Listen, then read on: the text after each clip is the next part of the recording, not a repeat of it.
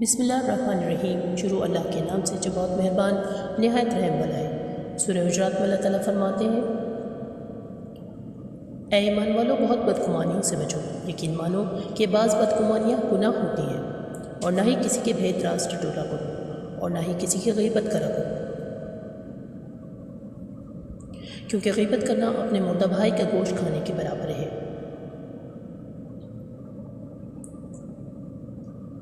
کیا تم میں سے کوئی اپنے مردہ بھائی کا گوشت کھانا پسند کرتا ہے؟ یقیناً تم کو اس سے گھن آئے گی، اور توبہ کرتے رہو، بے شک اللہ توبہ قبول کرنے والا بہت مہربان ہے۔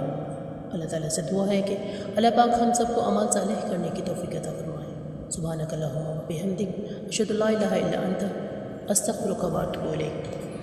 اگر آپ لوگ قرآن اور حدیث سے جڑے رہنا چاہتے ہیں تو ہماری ویڈیو کو لائک، شیئر اور چینل کو سبسکرائب ضرور کیجیے گا۔